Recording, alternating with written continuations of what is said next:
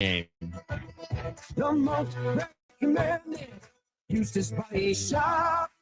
That's who we are. You've driven by GE Landscape Supply countless times, likely without even knowing, at 6701 Cornhusker Highway. Now it's time to stop in. GE Landscape Supply sells to homeowners and contractors with a vast selection of landscaping and construction materials. They sell in bulk to save you money, and you can buy anything from a 5-gallon bucket to a semi-load. And don't forget, they deliver anywhere. Stop by 6701 Cornhusker Highway from 7 p.m. Monday to 7 a.m. to 4 p.m. on Saturdays. Go to gelandscapesupply.com for more info or call 402-1627.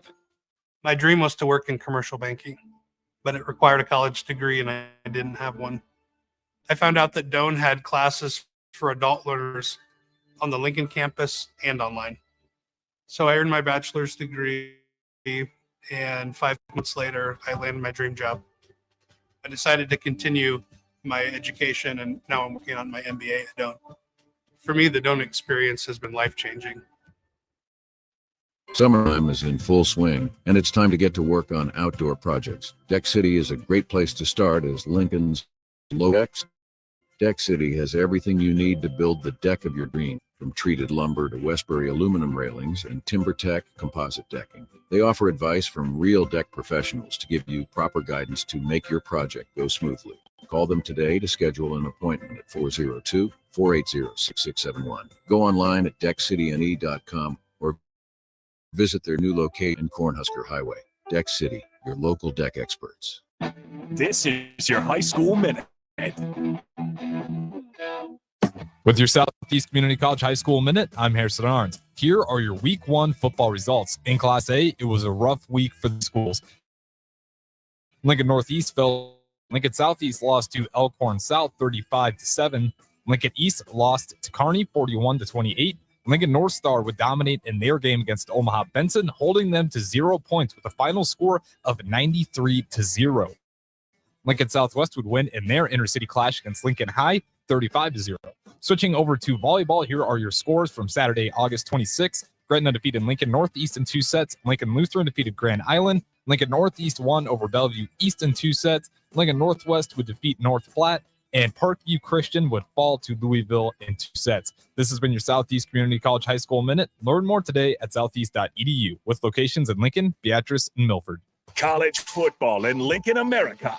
The time has come. Start your game day off right with the A1 Ticket Tailgate pregame show. Join the ticket crew as they bring you all the coverage you need to get you ready for the action.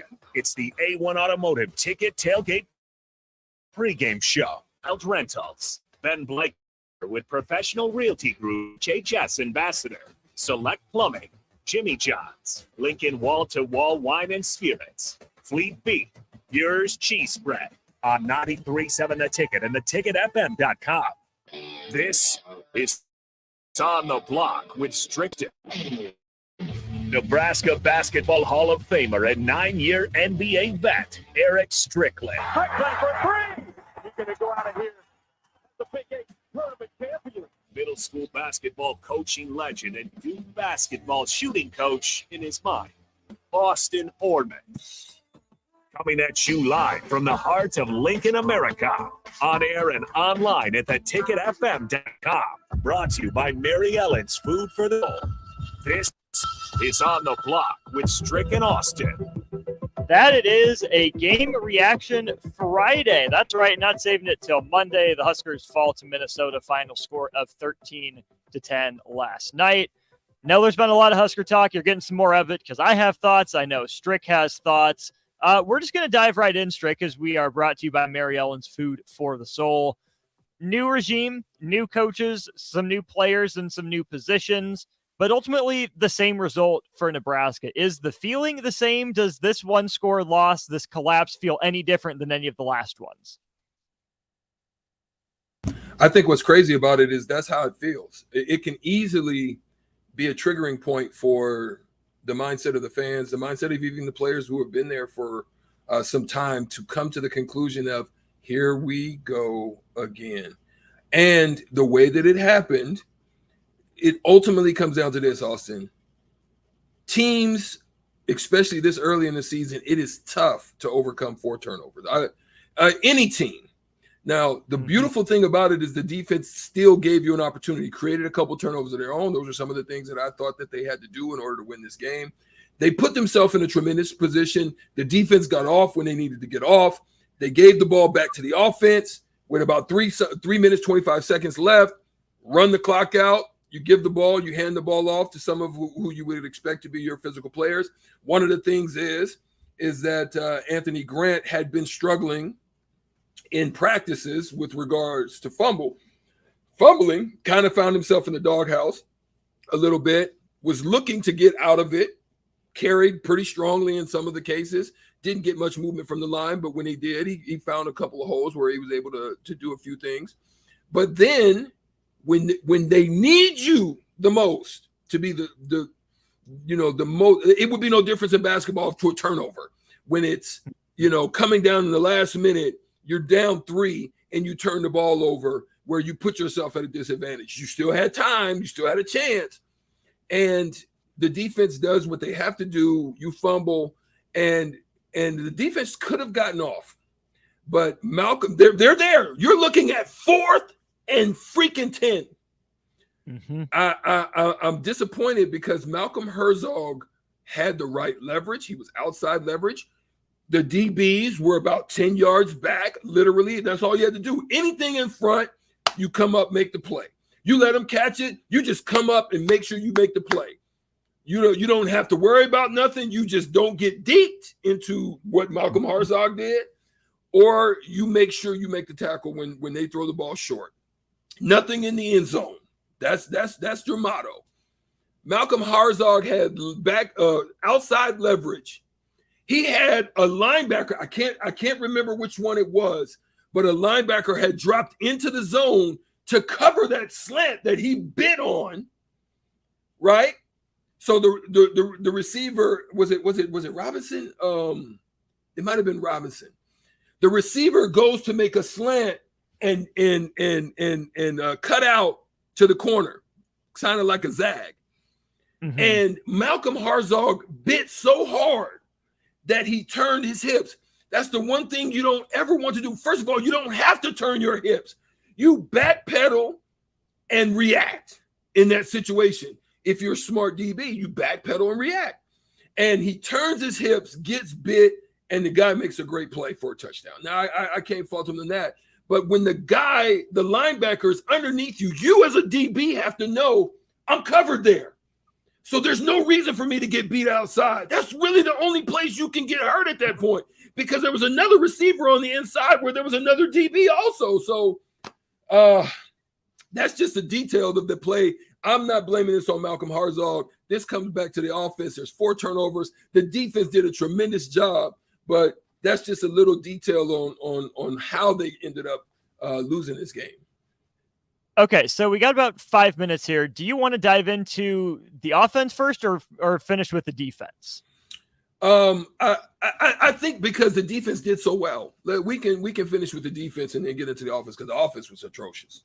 It really was. So the big thing that stood out to me from the defense, Minnesota only ran the ball 25 times for 55 yards. Converted on 3rd down a lot early, one of them with the scramble with Callie McManus. But I think you can credit Nebraska for making Minnesota go away from the run, right? They got a lead. Minnesota not normally comfortable coming from behind, so maybe that's why they went away from some run. But even when they tried to stick to it, Nebraska did a decent job of holding up against the run streak. I think you credit the defensive line. We were going over the grades with the guys in the crossover. The linebackers ended up grading out pretty well. But when you look at Minnesota's yards per carry, their starter, Sean Tyler, 10 carries for 41 yards. That's a huge win. I get it. This is a more passing-oriented team than we've seen out of Minnesota in the last 5 years or so. But you had to take away some element of their game to give yourself a chance to win. And I thought Nebraska did a stellar job against the run for the most part. There's no question. And one of the things that we were worried about is whether or not the 3-3-5 could hold up against the run. And they did. Like I said, some of the stuff that they had to do in the 3-3-5 in order to make sure that they do that, they have to have great gap integrity. And guys like Ty Robinson, guys like Nash Hutmacher, big fellas inside, Judy, all of those guys had to have such strength if they hit a gap that they had to occupy it to make the offense. They can't allow push because they're going to have to take on a lot of double teams. So they can't allow push. They can't allow the leverage. They can't open up holes. They can't get their body turned.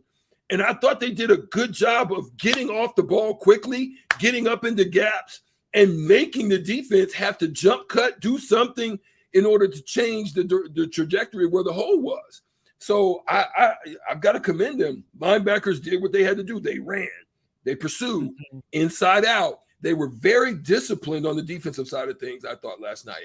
And in most cases, other than the Hartzog situation, they were pretty solid across the board. The pass rush, you can always use more of it. I want to commend Tony White for the job he did, especially in the second and third quarters.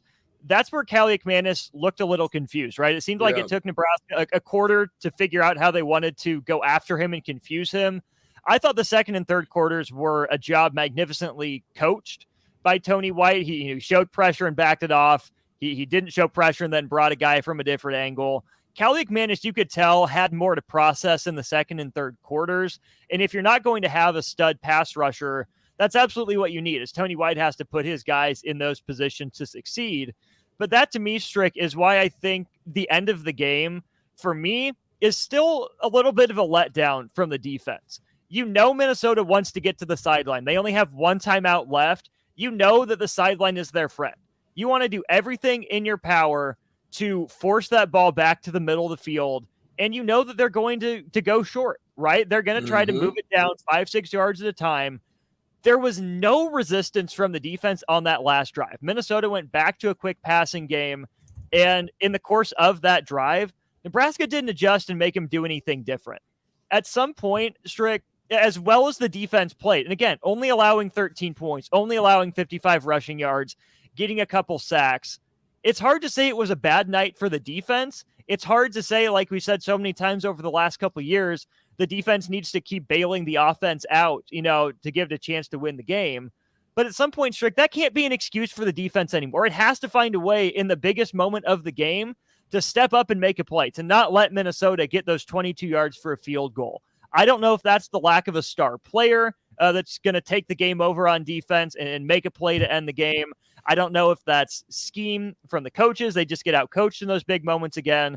I don't know what it is, but as much as I want to praise the defense, they still had another series to play. They still let Minnesota get close enough to kick a field goal, and that has to go on their ledger ultimately.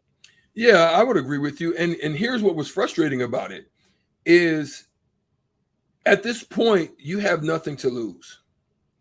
You make Callie McManus beat you, even if it has to be with his arm, or you need to spy him, or whatever you need to do. You have to make him beat you. Like, he's going to have to make a pin. If he has to throw a fly route, a 9 route, where he has to dime it, then I'm going to make him do that.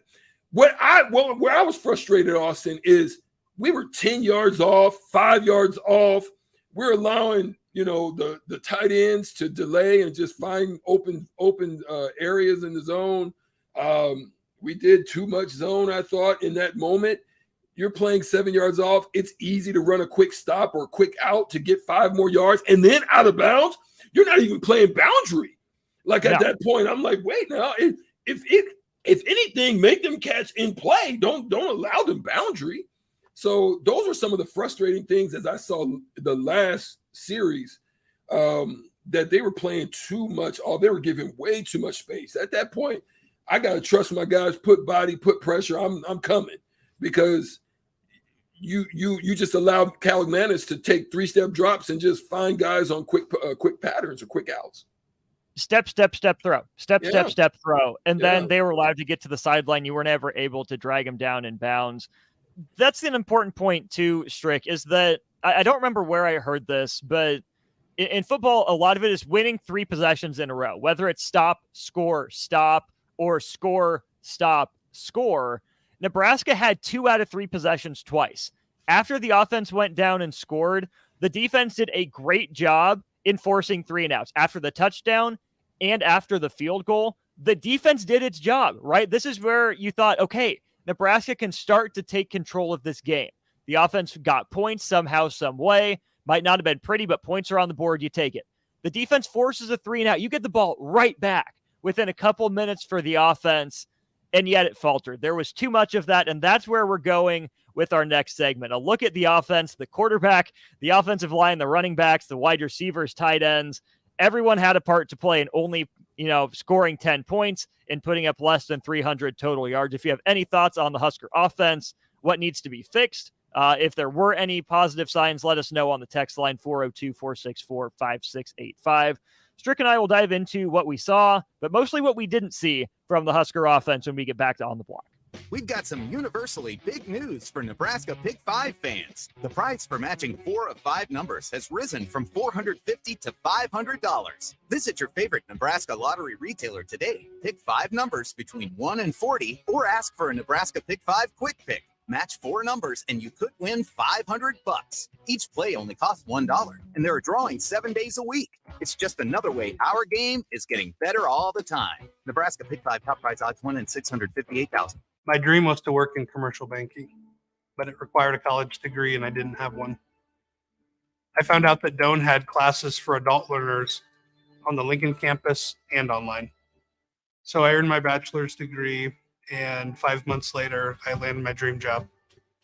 I decided to continue my education, and now I'm working on my MBA at Doane. For me, the Doane experience has been life-changing. Houses? They're expensive. And once you buy one, you're kind of stuck with it for a while. You need to make sure you get your best house for the best price. You need Ben Bleicher and his team of pros at Professional Realty Group. They'll take the time to figure out what's important for you in your dream home, and they have the expertise to find the hidden issues that could surprise you after the sale. That's professional knowledge, proactive service. We call that potential. Ben Bleicher and the team at Professional Realty Group of Berkshire Hathaway's home service ambassador. Find more online at prg-ne.com. You've driven by GE Landscape Supply countless times, likely without even knowing, at 6701 Cornhusker Highway. Now it's time to stop in. GE Landscape Supply sells to homeowners and contractors with a vast selection of landscaping and construction materials. They sell in bulk to save you money, and you can buy anything from a 5-gallon bucket to a semi-load. And don't forget, they deliver anywhere. Stop by 6701 Cornhusker Highway from 7 a.m. to 6 p.m. Monday to Friday and 7 a.m. to 4 p.m. on Saturdays. Go to GELandscapesupply.com for more info or call 402-467-1627. Are you working in or looking to get into the electrical construction industry? The electrical workers of local union 265 are now hiring licensed journeymen and apprentices and are offering great pay and benefits. Call Mike at 402-875-1034 to apply. Start your electrical career today. This is Bud Seinhorst, President and CEO of LIBA, the Lincoln Independent Business Association. Join us every Saturday from 9 to 10 a.m. on 93.7 The Ticket for the LIBA Business Hour, as we discuss local business and highlight those who are thriving in the Lincoln area. It's the LIBA Business Hour, Saturdays from 9 to 10 a.m. on 93.7 The Ticket and theticketfm.com. Summertime is in full swing, and it's time to get to work on outdoor projects. Deck City is a great place to start as Lincoln's local source for everything decks. Deck City has everything you need to build the deck of your dreams, from treated lumber to Westbury aluminum railings and TimberTech composite decking. They offer advice from real deck professionals to give you proper guidance to make your project go smoothly. Call them today to schedule an appointment at 402-480-6671. Go online at deckcityne.com or visit their new location just north of 33rd and Cornhusker Highway. Deck City, your local deck experts. Big box stores are tempting for buying equipment for your high schooler in sports or for yourself in your sports leisures. But buying new is awfully expensive. Why not go somewhere with new and used options? Play It Again Sports is quality, slightly to gently used equipment, and 50% of their inventory is actually new equipment. And it's more than baseball, softball, and golf. They also have equipment for disc golf, fitness, hockey, and more. Plus, they're always buying products. Bring your gear you're done with and get trade money on the spot. Play It Again Sports at 48th and Vine. Gray Diesel and Equipment Services is hiring and seeking motivated applicants. Gray offers a second-to-none benefit package that includes health,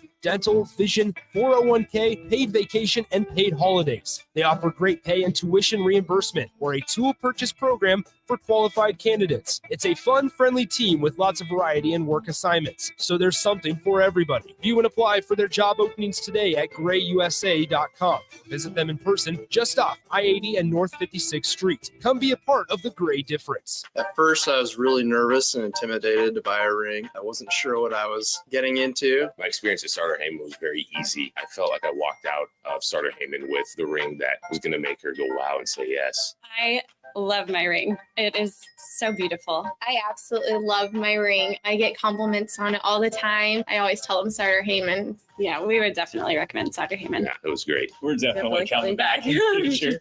Sauter Heyman Jewelers, Lincoln and Grand Island. SauterHeyman.com. Join us at this year's Ignite Lincoln 15 at Rococo Theater on Thursday, September 14th for an inspiring night of stories that spark change. Get your tickets at ignitelincoln.org. Don't miss this chance to be a part of something extraordinary. Hey guys, it's Nick Sainer. Join me and Jay Foreman this Friday night at 7 p.m. for Lincoln Southeast versus Lincoln East. Both the Knights and the Spartans look to bounce back after dropping their season openers in week 1. And you can hear all the action unfold with Jay breaking it down alongside me better than anybody else. Kickoff is slated for 7 p.m. from Seacrest Field, but pregame starts at 6:40 p.m. It's high school football on Friday Night Lights on 93.7 The Ticket and theticketfm.com. Now back to On the Block with Strick and Austin on 93.7 The Ticket and theticketfm.com. This is On the Block. I'm Austin Norman. He's Eric Strickland. Two separate places talking about one game. That's Nebraska and Minnesota. Again, any thoughts you have on the Husker offense, that's what we're diving into now. 402-464-5685 or drop a comment on Facebook, YouTube, Twitch, and Twitter. All right, Strick, let's go through the good of the offense. Cool. Let's move on to the bad of the offense. No, I'm kidding. Gabe Ervin was solid. 7 carries for 55 yards. Not elite, but that'll get the job done, especially if you take out the 27-yard run, which was half his total. 6 carries for 28 yards is fine. Only 2 carries in the first half. Was better in the second half. I'm not worried about Gabe Ervin. Ramir Johnson looks like he's going to play a role for this team on third downs. He looked really comfortable out of the backfield. Jeff Sims liked him. But we have to focus on Anthony Grant. Even though he's RB3 on the depth chart, you don't want to put the game on one young man's shoulders. There are plenty of other plays to be made. But like you were talking about with Hartzog, right, and losing his outside leverage, the one thing that you can't do in that situation, Anthony Grant had something like that happen just before. He's got to know the reason he's RB3 is because of fumbles. And what is he doing? Going into traffic with one hand on the ball and the other hand out here, right? Have a sense of who you are, where you are, what's going on in the moment. You know you're not going to bust that for a home run. There's too much traffic. 2 hands on the ball, keep the legs driving. Again, just another instance of a Nebraska player losing sense of the moment. That's a great point. And, you know, as I dip into that, Ryan in Nashville on the Sauter Heyman text line, you know, makes a point. He talks about the tight ends and he talks about the team. And he actually likes Jeff Sims. Okay, cool. All right. I personally think he's okay. I actually think that Casey Thompson would have been better, especially when you need a quarterback with a little bit more pinpoint and a little bit more accuracy, right? One thing that he can do. Okay. Our receivers are not very good. And I said that. I said that on the show. I said, this is going to be the issue because Jeff Sims is not an accurate quarterback. The receivers and the tight ends have trouble creating space. And the only one that really caught in space, he threw a couple of good darts, and that was a couple of them to Marcus Washington, where he threw it nice and low. Now, here's where I have a problem with Jeff Sims. This is where my issue is with Sims. He stares down the receivers he's trying to go to. Look, every defense in the Big Ten, I don't care if it's La Tech, I don't care who. Every defensive scheme is going to possibly be in, make him think he's doing something, drop out of it, make sure our safeties have eyes in the backfield so that we can make plays against the Huskers. I'm pretty sure if I'm a defensive guy, that's what I'm doing, because Newbin is one of the best safeties in the country. Mm-hmm. There's no way you're going to get away with a slant one time. It works.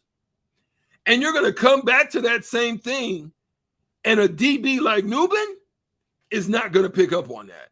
So he's standing there watching. He's like, oh, he's going this way. Slide, slide, slide. Oh, route pattern. I see route pattern. Jump it. You know what I mean? Now they would have got him if they would have did a slant and go. But situation, time, and score is move chains. That's why good DBs do what they do. You know what they're trying to do. And here's where one of our DBs caught Calic Manis. And it's Omar Brown, one of the best DBs on our team. I think he should get more play. But he did the same thing. He read a route pattern, jumped it, and made a play. But that's the problem with Jeff Sims. He can't read anything outside of where he's supposed to go. Because guess what happened in the touchdown?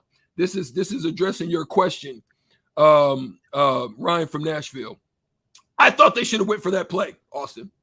I thought you have 8 seconds. You have a chance. You're on the road, or 11 seconds. You're on the road. You go for that, right? Now, they run a pretty good play. They run a stick route. A stick route is one where you have pretty much a bunch kind of set, whether it be with the tight end tight or off or whatever. But you have 2 receivers on that side, and they ran a little stick route where I think they ran one over the middle. They kind of ran one with that ran that corner pattern that they threw the interception to. But the tight end dropped and stopped just over the freaking, I don't know if it was Fadone or who it was, but he dropped. It was Borkacher. He dropped and stopped right over the line, butt naked. Now, if you're reading the defense as Sim should have been, the minute Borkacher turns, you know that no linebacker could get to him. They're kind of man up, but the freaking receiver dropped off. So even if you missed the first read, he still was open when you freaking threw the corner pattern. So for me, how the freak do you miss that? You could have either hit him on the first stick. When you missed him, there's no way you throw that corner pattern. There's two DBs there. You come right back and drop it on them. And then if that's not there, you throw that doggone thing out of bounds and you got a field goal. So that's going to be the problem for me, because I don't know if he's going to be able to make those adjustments in season. Right. I'm glad you brought that up too, because Ryan, as I read that and was thinking about how to address it, I'm with Strick in that it's the right move, the right coaching decision to run a play there. You have 11 seconds in the half. You have time for at least one shot, maybe 2, right? If it's a 4-second play, another 4-second play, give yourself a second crack at it, and then you kick the field goal, right? Keeping the offense on the field there wasn't even just the right decision. It's the only decision. The wrong decision came from the quarterback, right? The pass itself was terrible. First of all, he didn't see the second defensive back. And even Strick, if that guy that intercepted the pass isn't there, I don't think that ball was getting through. No. The defensive back was draped on the receiver over back, and it wasn't thrown where only the receiver could get it. It was going to land in the end zone. Anyway. Yeah. That play's got to be like the one Calic Manis threw to gosh darn it, somebody told me who the receiver was in the text line. Please forgive me. But whoever caught that pass, Calic Manis threw the perfect pass, because either his guy was going to get it or it was going to go out of bounds and we got another shot. There was no way Malcolm Harzard was going to get to it. Daniel Jackson. Okay. There's no way he was going to get to it. Jackson just made a great play. So you're right. Sims didn't throw the right ball regardless. It wasn't the right ball to throw. So, Ryan, I think you're framing this in the wrong way, right? Think about what we're saying. And what we're saying is that, yes, it resulted in a pick, right? It was either points or no points. Nebraska got no points out of it. And that's a problem, that Nebraska got no points. But here's the thing. Say Nebraska kicks that field goal. The first thing we're asking is, why didn't you run a play? Why don't you trust your offense? You're 6 yards away. You don't think you can get 6 yards in 8 seconds?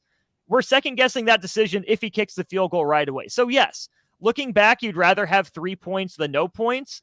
But if you have the chance to go for 7 and you can give yourself 2 chances at 7, you absolutely take that. Just because Jeff Sims made the wrong decision doesn't mean that Matt Rule and Marcus Satterfield made the wrong decision, right? That's facts. The fact that Nebraska didn't score isn't on the decision to leave the offense out there. That's on the quarterback making a bad decision. And Strick, I'm glad you brought up the difference in throws between Callie McManus's and Sims, but also Omar Brown's interception and Tyler Nubin's, right? Omar Brown made a great play. He was running to the far side of the field. He undercut the route. He jumped it, right? Nubin, you can give him credit for making a good play on that one, but I'm going to blame Jeff Sims more for locking on the receiver like you were saying. But you look him off. If you're going to talk about man, then go ahead. I'm shut up. I was just going to say, Minnesota's interceptions to me didn't take a lot of defensive skill. The first one, Kemp was covered. You tried to throw it into bracket coverage. That pass isn't getting through. The second one, you completely miss a DB and make the wrong throw. And on the third one, you stare a guy down. To me, that wasn't great defense. That was a shortcoming from the quarterback, more so than anything Minnesota did. Absolutely. This is why I'm scared. This is why I'm not worried, because actually I'm not worried because I'm on the defensive side. I'm worried that the offense at some point is going to get very stagnant again, like last year, and are not going to be able to move the chains. This is why the defense was so good last night. They were able to actually move the chains against first downs. So, yes, there's some people that said on the text line, on the Starter Heyman text line, that Casey Thompson is not a running quarterback. Okay, I get that. I understand. I understand that their offense is trying to transition to a little bit something else. Well, then whoever the quarterback coach is has got to coach. Should have been teaching that. You have to be able to look that guy off. If you know you've got zone, like to me, when Jeff Sims was looking around, it looked like, what is he looking at? Like there wasn't a focus on the look. Like even myself, because I played DB when I played football. I was a DB, so I'm always picking up signs, signals. Okay, they're going to run this way. I can kind of, just watching, right? But Sims looked like he was just kind of just like no purpose in the look, right? Like if a guy goes in motion on our guy, that a couple times Kemp went into motion, you knew it was going to be a zone. Like I knew immediately, this is going to be some form of a zone. They're not following him across the pattern. Someone's backing up. Zone tell. There's some zone, right? So at that point, your focus has to change from 1, 2, 3 to look off, check, drop off. You know what I'm saying? And I'm not even a quarterback, but just understanding the game, I have to know if my primary is here, I have to look this way. And if it's a dig right on that side, I can look that way and fake throw it, just half like this, makes him go that way, because that's his coverage. It looked to me like it was a cover 3. Make him go that way, come back here and bow on a rope, because he had the leverage at that point. Because guess why? He's outside leveraging because he knows he's got inside help. And I'm not even a football player. I mean, I play football, but I'm not a football player. That's just something, that just you pick up, just understanding the game. Absolutely. The other thing I think we need to mention too on Jeff Sims is just how much was put on his plate in the run game. And I get it. It was one of Nebraska's more successful plays. He had a couple nice reads. The one in the first quarter, Nebraska's backed up against his own goal line. You sneak it forward. Then you run a zone read. He picks up 30-some yards on it. That's nice as a changeup. But to run the quarterback as much as you did, again, it's not to excuse away the interceptions. But Strick, at some point, even if the quarterback's the best option, Nebraska can't put that much on the quarterback's plate, right? I'm sure the fatigue weighs on these guys. Again, get in better shape, find a way to fight through the mental fatigue and make the right play. I get it. But we've seen this for the last at least 5 years with Adrian Martinez and now through one game of Jeff Sims, is that the quarterback is asked to do so much. They're the only consistent playmaker. It's kind of a high school offense feel at times where it's get your best player the ball and let him go to work. Jeff Sims and Adrian Martinez, I don't think are nearly as explosive of runners as Taylor Martinez is. But to me, if you're going to have a running quarterback, you need that explosive element so they can take it to the house in one play and not get tackled 4, 5, 6 times on the same drive. That fatigue, those hits, they have to wear on a guy, even as athletic and as big as Jeff Sims is. So at some point, if I'm Marcus Satterfield, I'm biting the bullet, saying, I know we can get 4 or 5 yards in the first, second quarter with Jeff Sims on the ground, and that's important. But let's keep feeding Gabe Ervin, who's averaging 4.5 yards a carry. Let's give Ramir Johnson a crack at it. Let's see if we can, get Billy Kemp involved in, creative ways. Jalen Lloyd on a reverse, you can't run that every play, but give him different looks. Just keeping the ball in Jeff Sims' hands wasn't the only reason he threw a couple bad interceptions, but maybe if he's fresher, things go a little different. Well, I will say that just from a basketball perspective, I can tell you for sure that when you're getting pounded like in the post or you're having to chase and cover, when you get into the fourth quarter and you're not fresh, your decision making can change. You begin to settle.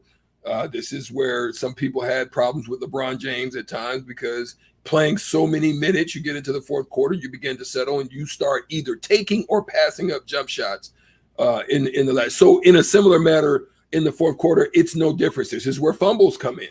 This is where penalties come in. This is why the best and the most conditioned teams in football are ones that usually win the fourth quarter and win the game, whether it be by getting more push, getting more run, getting bigger chunks, things of that nature. The fresher team usually makes the better decisions in those instances. Absolutely. And Strick, to continue the basketball point there too, there's a reason that, in like the Cavs Warriors finals, the Cavs went after Steph Curry, right? Yeah, he was smaller than everyone else, and it made sense from that perspective. But they also understood that Steph Curry is the offensive engine that Golden State revolves around, for example. The more you hit him, the more you take out his legs on defense, make him go into the post, make him run around. As good a shape as Steph Curry is in, if you can save a defender 2-3 steps, on the other side on him, that goes so far. And you're doing that in the first, second, third quarters. By the time you get to the fourth, it's the concept. It's the exact same in football with a quarterback, with Jeff Sims being asked to do so much. Yep. Every hit you ask him to take in the first quarter is one that he's going to be less willing to take and take more out of him in the fourth quarter when you say you want to be the strongest team. Yeah, and this is what made those former Nebraska teams so great is, Ahman Green and Lawrence Phillips and those guys, 3-4 yards, early on. Okay, you're hanging there. Good. I mean, I'm talking about good teams. You hang in there, but boy, oh boy, by the third quarter, that speed and them 225 pounds that have been bruising you for the first 2 quarters, and the big linemen, the big pipeline have been laying on you for the first 3 quarters, whew, things start to break. Pow! All of a sudden, you see one pop. Counter. Pow! All of a sudden, you see one pop. Option. Pow! All of a sudden, now you're down 21 points, 30 points, and it happened just in the second half because you just didn't have the wherewithal to stay in the trenches and continue to battle it out. That's how it happens. We spent a lot of time talking about Jeff Sims and a couple of the running backs, but everyone has to be better. The offensive line, to me, wasn't the problem, but it can be better. The wide receivers have to find a way to make it work, right? Cool. Just because you're not more athletic doesn't mean you don't have an advantage somewhere. Yeah. Figure out what that advantage is, take advantage of it. Oh, last thing before we hit a break, Strick. Heinrich Haarberg being used as tight end. He had more catches than Thomas Fidone did. He had the same number of catches as Nate Borkature.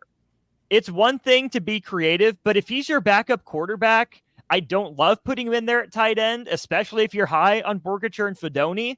But if you're not high on Borkature and Fidone and you're relying on Heinrich Haarberg to catch the ball, that tells me the tight end room is either in some trouble or Nebraska was trying to get too cute. Yeah, but I'll also say, hey, if he's a good athlete, get him out there at some point because you're going to need somebody to do something. But here's the flip side of that. I would say at some point, if this continues, if they lose to Colorado and then they struggle in the next games that they should win, I say find a way to switch Jeff Sims and put him somewhere and put Haarberg in there with that big arm. I don't care about running at this point. You got to figure out a way to move chains and move the ball, and you got to get some accuracy on those throws. But we'll see. Absolutely. Question on the text line, where was Fedoni? He played a lot. I think 39 snaps, Nick said, but just didn't have a catch, which is a problem. A guy like that should be a matchup problem for linebackers across the country. He's not yet. Hasn't played a lot of football. That's definitely a storyline to monitor as we go through the rest of the season. We'll take a break. When we get back, did you know teams switched conferences today? The ACC added 3 teams to its ledger starting in the 2024-25 school year. We'll touch on that briefly to round out hour 1 of On the Block next. Gray Diesel and Equipment Services is your go-to place in Lincoln for repairs and maintenance for diesel pickups to Class 8 over-the-road trucks and trailers, from bumper pole utility to full-size semi. Gray performs DOT inspections and are a service provider for fleet companies like ARI, Element Fleet, and FleetNet. They're a family-owned business in operation since 1952, and they keep a clean, friendly shop. Customer service is their top priority. Give Gray Diesel and Equipment Services a visit today with easy access just off I-80 and North 56th Street. Hi, it's Charlie Stone, and here with me is Andy Goodyear, General Manager of Honda of Lincoln. Andy, I know the new Honda sales are going really good right now at Honda of Lincoln, and with that, a lot of fresh trade-ins are coming in. Can you tell our listeners about your pre-owned selection? I'm happy to, Charlie. Like you said, with new Honda sales going very good, we have a lot of fresh trade-ins coming in daily, and not just Hondas. We have just about every maker model you can imagine, with over 100 pre-owned and certified pre-owned to choose from, and prices starting at just $5,900. Wow, what about financing? We have financing as low as 3.29% APR on certified Accords and CRV. Thanks again, Andy. People love the selection and great service at Honda of Lincoln. Maybe it's time you come experience the Honda of Lincoln way of doing business. 27th and Yankee Hill Road, or online at hondaoflincoln.com. H&H Roofing, established in 2015, is proud to serve the local area, which includes the tri-state area in Nebraska, Iowa, and South Dakota. H&H Roofing has a professional team that are licensed and bonded, GAF Master Certified Installers, and an insurance preferred contractor that will work directly with your insurance company. Also a leading roofer, siding, and gutter specialist. H&H Roofing will service all residential, commercial, and agricultural needs. Go to HNHroofs.com for more information or call 402-359-2546. If you want to make new floor shopping easier, come to O Street Carpet. Hi, I'm Steve Carper. Our flooring professionals can help you choose the best flooring for you, your family, and your budget. We eliminate the confusion. Even better, you'll be enjoying your new flooring much sooner. No 6 or 8 week waits. We'll install right away and save you money on installation. Floor shopping made easy every day at O Street Carpet. O Street Carpet. 1732 O Street. Family owned and operated. Always the best value. If your car has sent you to the sidelines, Eustace Body Shop can help. With gold-class certified technicians, OEM parts, and free loaner cars, Eustace Body Shop is your best choice this Husker season. And with 6 locations across central and eastern Nebraska, we've got you covered, whether you're rooting at home or you're headed to Memorial Stadium. Get a free online quote at EustaceBodyShop.com, and let's get you back in the game. The most recommended Eustace Body Shop. That's who we are. Summertime is in full swing, and it's time to get to work on outdoor projects. Deck City is a great place to start as Lincoln's local source for everything decks. Deck City has everything you need to build the deck of your dreams, from treated lumber to Westbury aluminum railings and TimberTech composite decking. They offer advice from real deck professionals to give you proper guidance to make your project go smoothly. Call them today to schedule an appointment at 402-480-6671. Go online at deckcityne.com or visit their new location just north of 33rd and Cornhusker Highway. Deck City, your local deck experts. Tailored Lights is your go-to local manufacturer and installer of the best landscape lighting. Tailored Lights is excited to highlight the architecture of your home or business and provide a warm environment that feels safe. And for those outside the Lincoln area, they do ship across the country and are happy to work with anyone near or far with lights anywhere from 18 inches to 110 inches. Enhance your curb appeal with an exquisite tailored light today. Call 402-432-2572 or go to tailoredlights.com. When you think of places with tons of great beer selections and amazing food menu in Omaha, the conversation should start and end with Bearschen Beer Garden in Benson. With more than 30 beers on tap, including several German options, you're sure to find something you like. And don't forget their Nashville hot chicken sandwich or any of their delicious hamburgers. Start off with the warm house-made pretzels and you're on to a great day at Bearschen Beer Garden in the heart of Benson in Omaha. Hey guys, Jake Sorensen here from Early Break. The garage door at our house has been needing replacement for a couple years, and a few months ago, we finally did something about it. Steve's Garage Doors and Services was great through the whole process in providing options and also going to the next level to get a door that was approved by our HOA. And best of all, the removal of the old door and installation of the new door was done smoothly with no issues. Call Steve's Garage Doors and Services today at 402-480-9462. Hey guys, it's Nick Sainer. Join me and Jay Foreman this Friday night at 7 p.m. for Lincoln Southeast versus Lincoln East. Both the Knights and the Spartans look to bounce back after dropping their season openers in Week 1. And you can hear all the action unfold with Jay breaking it down alongside me better than anybody else. Kickoff is slated for 7 p.m. from Seacrest Field, but pregame starts at 6:40 p.m. It's high school football and Friday Night Lights on 93.7 The Ticket and theticketfm.com. Now back to On the Block with Strick and Austin on 93.7 The Ticket and theticketfm.com. We're wrapping up hour number 1 of On the Block. I'm Austin Norman, joined by the Husker Hall of Famer, 9-year NBA vet. Big 8 Rookie of the Year, as we found out last week, Eric Strickland here. Talking a lot of Husker football. We'll do some more of that in the second hour, but kind of got swept under the radar, Strick, that the ACC did officially add Cal, Stanford, and SMU to its roster today. They needed one vote to flip. It sounds like North Carolina State was that deciding vote that flipped. A couple things that stand out to me about this. Number one is that Stanford and Cal are joining the ACC at a discount. They get 30% of a whole share. So that'll be, if the ACC is making, $30 million a year, 30% of that would be $9 million per those two schools in media rights. Then they'll get 75% in years 8 and 9, and then full financial shares in 10 years from entering the league. But SMU is getting no media rights dollars. They'll get other conference payouts, but any of the TV money that the ACC has from ESPN, none of that is going to SMU for the first 10 years. That fact alone makes it shocking to me that SMU would decide to make the jump to the ACC. I think the SEC. Okay, I'm gonna try to give it an analogy. I think it's like quicksand. You found yourself in conferences that were kind of dissipating. Others in the conference are starting to come out of it better. Houston's and others, even Cincinnati's, and others are coming out of it a little bit better. And you are an academic school. You have a lot of money. Let's just be honest. SMU has money regardless. They've got a very good donor base regardless of what, as we found out in the 80s, the program does regardless. There's another benefit that Texas universities have is oil money, and there's some oil money in SMU. So to them, I think they felt like they were stuck in quicksand. They felt like they were dying slowly as far as conference relevancy, as far as their ability to move somewhere else. And their football program has been moderate. It hasn't been bad. They've had some success, but they just felt stuck.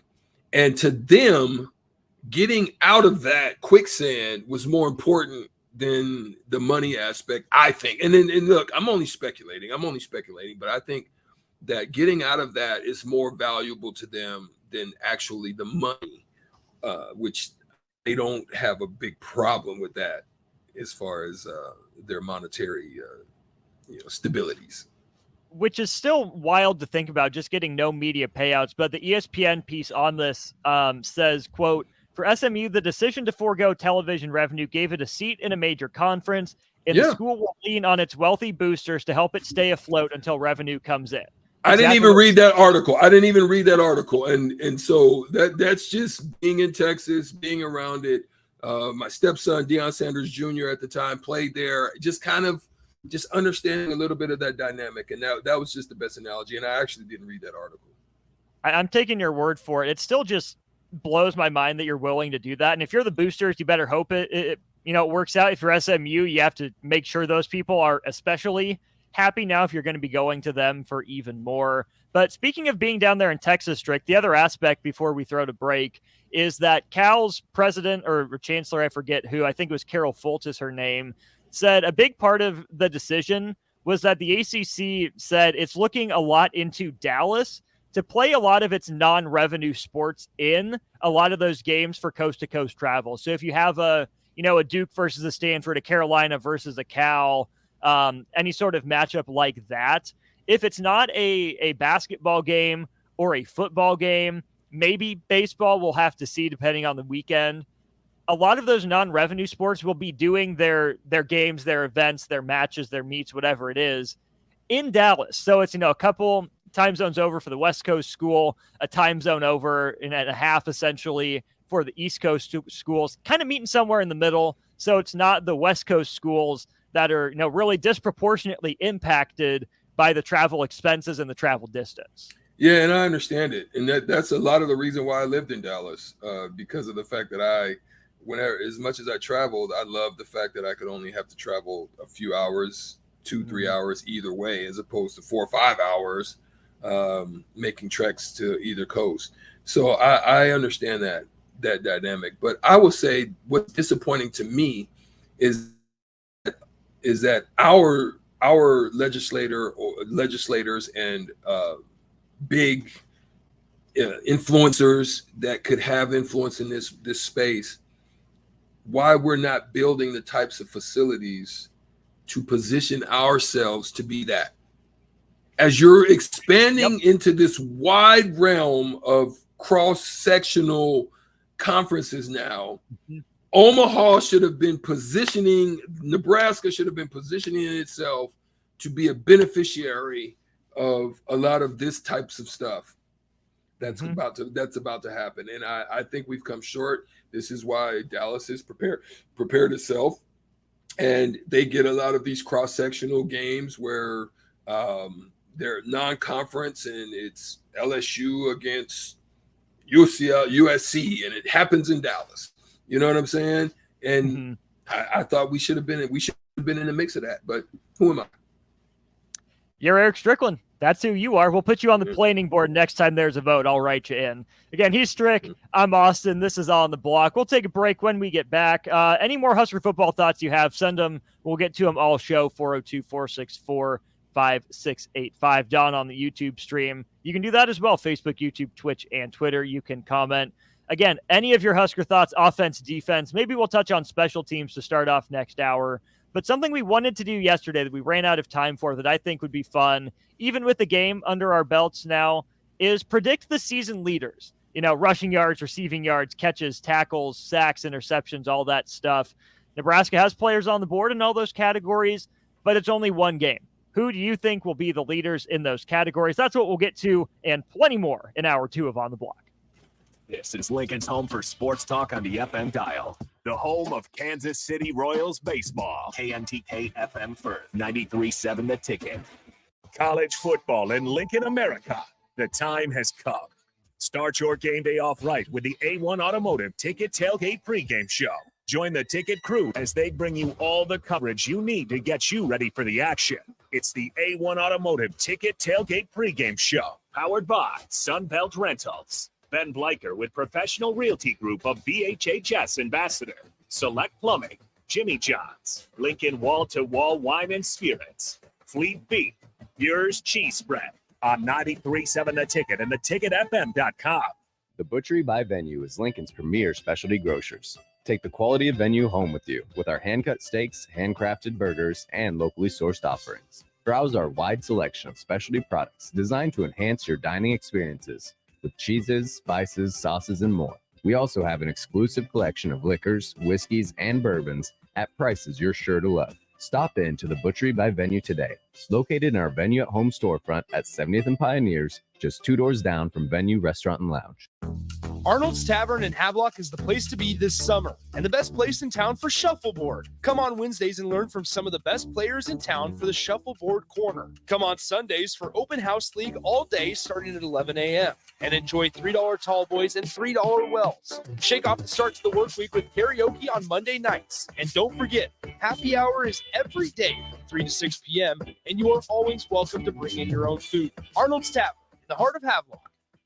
Tailored Lights is your go-to local manufacturer and installer of the best landscape lighting. Tailored Lights is excited to highlight the architecture of your home or business and provide a warm environment that feels safe. And for those outside the Lincoln area, they do ship across the country and are happy to work with anyone near or far with lights anywhere from 18 inches to 110 inches. Enhance your curb appeal with an exquisite Tailored Light today. Call 402-432-2572 or go to tailoredlights.com.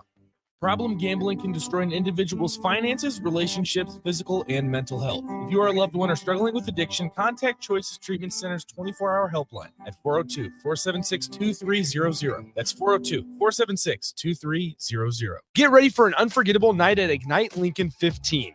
On September 14th, Rococo Theater will come alive with captivating stories from diverse voices that inspire change and spark connection. You'll hear from 12 passionate speakers, including our 5 nonprofit finalists, who are making a real impact. Be part of this remarkable event that celebrates the power of storytelling. Secure your spot now by purchasing tickets at ignitelincoln.org and join us in creating a brighter future together. Don't miss your chance to experience Ignite Lincoln 15, a night of inspiration, community, and possibility.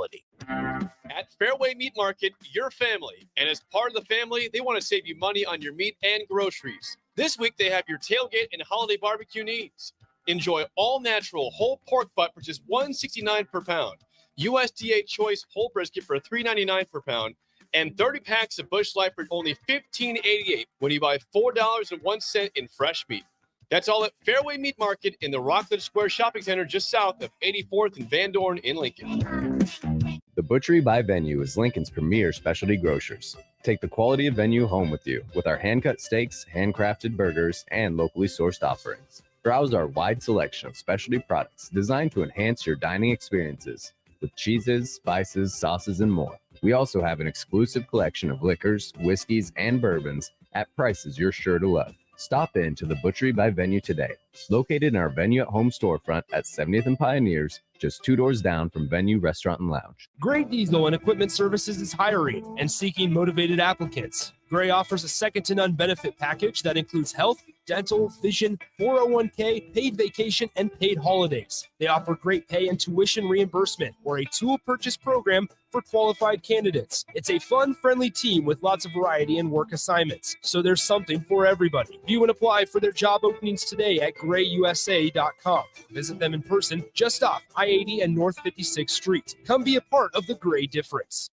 Houses? They're expensive. And once you buy one, you're kind of stuck with it for a while. You need to make sure you get your best house for the best price. You need Ben Bleicher and his team of pros at Professional Realty Group. They'll take the time to figure out what's important for you in your dream home, and they have the expertise to find the hidden issues that could surprise you after the sale. That's professional knowledge, proactive service. We call that potential. Ben Bleicher and the team at Professional Realty Group of Berkshire Hathaway's Home Service Ambassador. Find more online at prg-ne.com.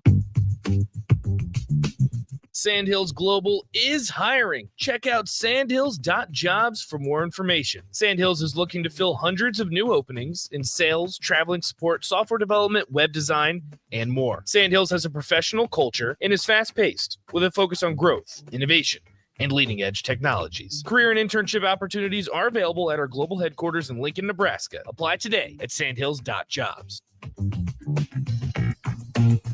Hey guys, it's Nick Sainer. Join me and Jay Foreman this Friday night at 7 p.m. for Lincoln Southeast versus Lincoln East. Both the Knights and the Spartans look to bounce back after dropping their season openers in Week 1. And you can hear all the action unfold with Jay breaking it down alongside me better than anybody else. Kickoff is slated for 7 p.m. from Seacrest Field, but pregame starts at 6:40 p.m. It's high school football on Friday Night Lights on 93.7 The Ticket and theticketfm.com. Junior Achievement of Lincoln inspires and prepares young people for success. Learn more about the people involved in the organization and the success stories over the years each Thursday from 7 to 8 p.m. for the Junior Achievement Hour. on 93.7 The Ticket and theticketfm.com. My dream was to work in commercial banking, but it required a college degree and I didn't have one. I found out that Doane had classes for adult learners on the Lincoln campus and online. So I earned my bachelor's degree, and 5 months later, I landed my dream job. I decided to continue my education, and now I'm working on my MBA at Doane. For me, the Doane experience has been life-changing. This is Bud Seinhorst, President and CEO of LIBA, the Lincoln Independent Business Association. Join us every Saturday from 9 to 10 a.m. on 93.7 The Ticket for the LIBA Business Hour, as we discuss local business and highlight those who are thriving in the Lincoln area. It's the LIBA Business Hour, Saturdays from 9 to 10 a.m. on 93.7 The Ticket and theticketfm.com. This is On the Block with Strick and Austin. Nebraska Basketball Hall of Famer and 9-year NBA vet, Eric Strickland. Strickland for three! He's going to go out of here as the Big 8 tournament champion. Middle school basketball coaching legend and Duke basketball shooting coach in his mind, Austin Orman. Coming at you live from the heart of Lincoln, America. On air and online at theticketfm.com. Brought to you by Mary Ellen's Food for the Soul. This is On the Block with Strick and Austin. Hour 2 of the show on a Friday. Hopefully you're taking a long weekend. It is Labor Day this weekend. Take a load off, kick back, relax, watch some college football if you can stomach it. I probably will. It'll probably still be on the TV. It won't be easy. That's the bummer to me, Strick, of Nebraska playing early, whether it's Thursday, Friday, or 11 o'clock on Saturday, is that at some point you see the Nebraska score scroll across the bottom line on the ticker, or you see a highlight or two from it at halftime or a game break, and you're just reminded of the pain. So despite that, I'll still probably watch. Any college football on for you this weekend? Oh man, I'm definitely in on college football, and one of the ones that definitely I'm going to try to put my eyes on is definitely the Colorado, just because we're going to match up with them next week. So I want to definitely see the Colorado TCU game. How is TCU going to rebound?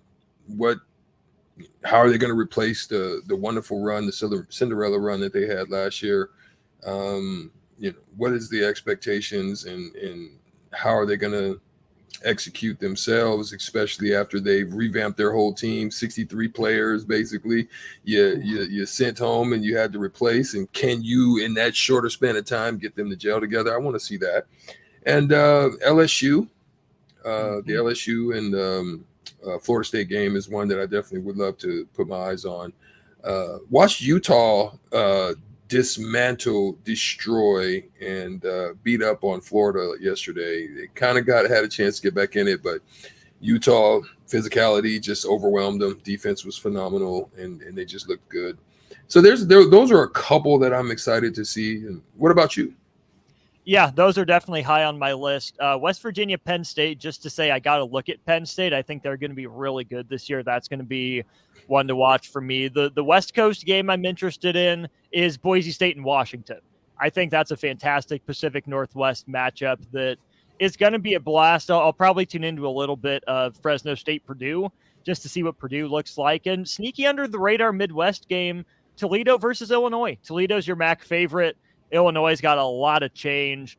So that's where my eyes will be. Starter Heyman text line, comment section. Let us know. Are you watching college football? Can you stomach watching college football after a Husker loss? Let us know. 402-464-5685. This is On the Block on 93.7 The Ticket, theticketfm.com, brought to you by Mary Ellen's Food for the Soul. They're open today through the weekend. Definitely at some point, if you need to feel better about things, go to Mary Ellen's, get yourself a plate of that feel-good food. It's the good stuff. You definitely won't regret it. Tell them On the Block sent you, too. Tell them that Strick and I couldn't recommend it any higher. You just couldn't wait to kick down their door as soon as they opened and get yourself a plate. All right, Strick, before we move on to season leader predictions, a couple notes on Nebraska special teams. Ramir Johnson did his thing with a great kickoff return, gave Nebraska the spark. I get it. The only touchdown for the Huskers came off of that kickoff return by Ramir Johnson, but that's the point, right? Special teams amplifying and augmenting those other, two sides of the ball we talk about the most. Huge credit to Ramir Johnson for sparking Nebraska to its first touchdown of the year. Yeah, especially there could have been a lot of frustration with Ramir Johnson. The roller coaster ride of emotions he's probably gone through over the last few years, being in, being out, and then new regime, and then you're partially in. And so, yeah, how to use him, where to use him, all of those things as a young man, it could be pretty tough. But I think he's kept his head and he stayed after it, and he had a wonderful game, I thought, for the most part. Great catch, too, to move the chains one time. I think they should use him a little bit more out of the backfield. Here's why. Here's why I think Nebraska is. If I'm Satterfield, if I'm Coach Satterfield, how I would look at this team based on what I have. Now, please don't murk me in the text stream for what I'm going to say, because what I'm going to say is that Jeff Sims is not in no form, in no shape or form, Tom Brady. But I'm saying the way that the New England Patriots, who also had something similar to what the Nebraska Cornhuskers have, and that is not very good receivers. Now, okay, like, now listen, now you're going to say, oh, but they had Randy Moss and, oh, they had Julian Edelman. Let's be real about it. Before Tom Brady, Julian Edelman was an average at best receiver. Tom Brady made Julian Edelman. So I'm not saying Jeff Sims is going to make any of them, but I'm saying one thing that they did, and they did well, that made them a very difficult team to deal with, and that's use their running back, where you had James White and those guys, Buckhead, Rex Burkhead and all those guys that were used out of the backfield to cause havoc against linebackers. And that's just a way to alleviate some of the stress and pressure from a Jeff Sims who can get focused on one area of the receiving corps. Right. Definitely give him some easier throws, get the ball to a playmaker quickly, where that's the read. There's not a second one to go through. And Ramir's a good enough runner that it doesn't have to be a tell that you're swinging the ball out wide, right? You can give him a couple, 2, 3, 5 carries to keep the defenses back on their heels a little bit, to give him that extra step of space. Elsewhere on special teams, Tristan Alvano did his job, made his field goal from 27 yards out. Would have been nice to punch that one in if you're Nebraska, not have to settle. Maybe would have been nice to get him a second chance there, again, before the half, if you throw that ball out of the back of the end zone instead of to Minnesota. Looked like he was ready for the moment, handled it just fine. Good job giving him easy kicks if you're Nebraska to start off with. But the special team star of the night, Strick, was Brian Buschini. He punted 3 times, averaged 47.7 yards per kick, had a 60-yard boot, which was great. All 3 of his punts wind up inside the 20. And it didn't look good for him after that roughing the punter call, right? He's kind of limping off the field, holding his leg a little bit. You wish Nebraska could have capitalized on that penalty, put some points on the board. But Brian Buschini took that hit, came back out and punted. And in his 3 punts, averaging 47.7 yards a kick, maybe he can be a weapon for Nebraska if the offense is going to continue to struggle. Yeah, and I was very impressed with their special teams on both sides. I thought the special teams on the punt returns and all of that, they did a good job of reading the depth of the punt, the situation of the punt, when to field it and maybe have a little bit of space. That's something that we didn't have in the past. I don't think we did a good job at. I thought that was good. And then, the punters did a good job of placing the ball. I thought the coverages were disciplined, so they didn't allow for just big holes to open up in big space. I thought they broke down and did a good job of making sure that they corralled the punt return or the kick return. So, yeah, it was good. Yeah, kick coverage was really good.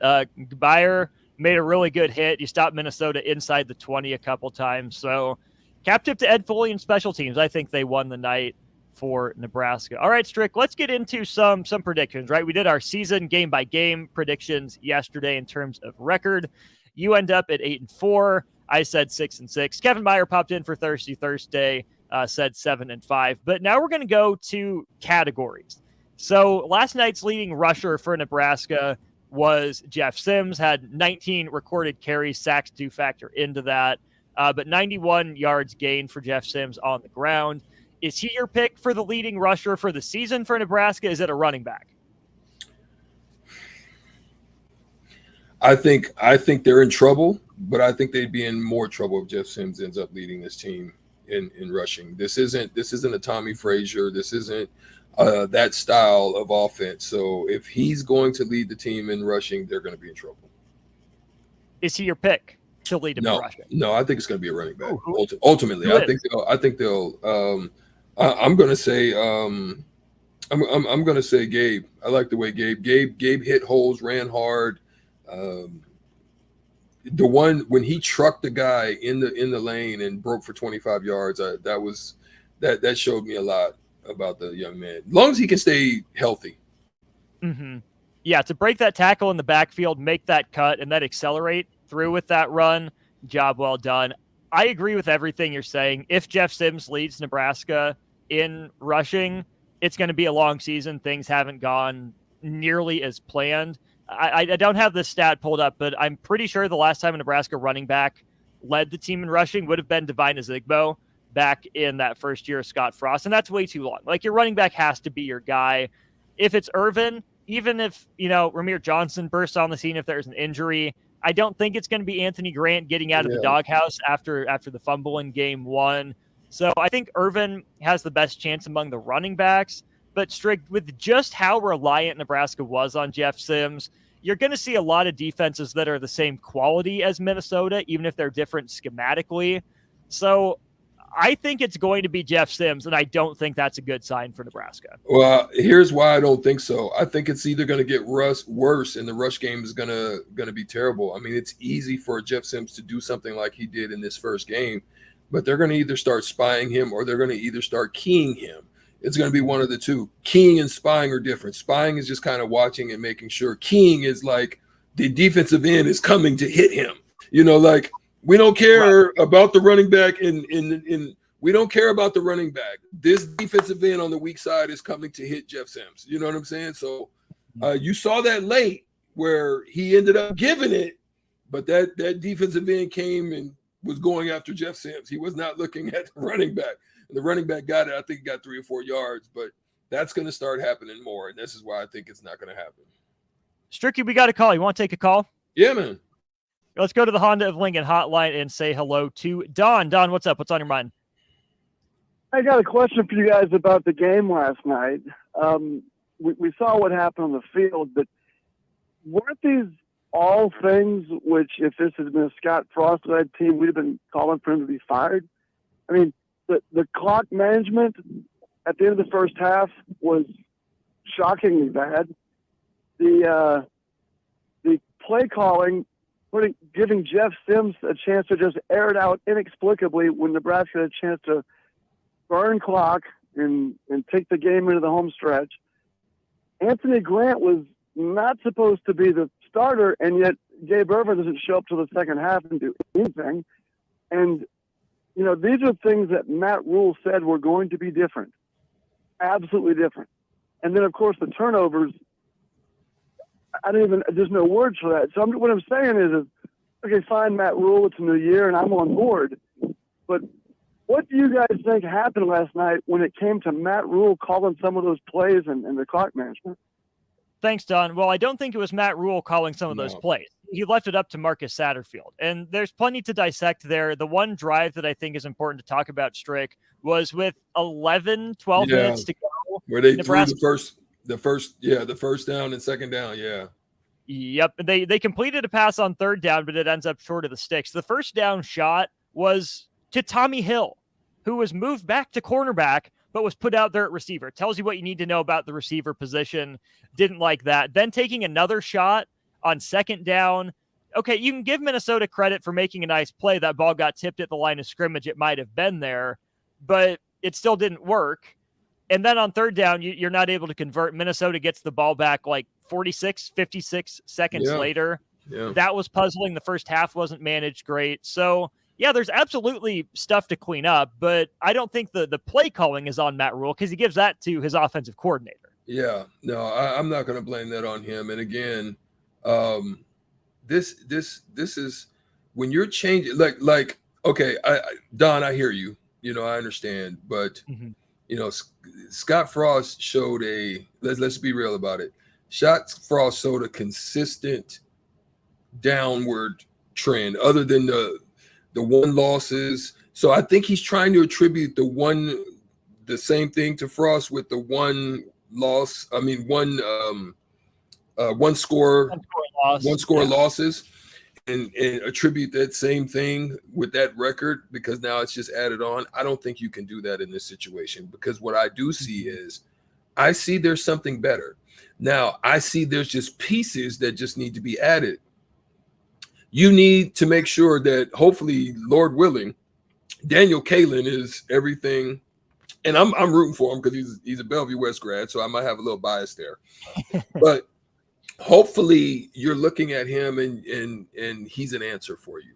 I don't know. I think the style changes. If you wanted a running quarterback, I don't know if Daniel's that guy. I think he does it a little bit, but he's not in the Jeff Sims category. So you need to add pieces. You need to heavily recruit the receiving core. Yep.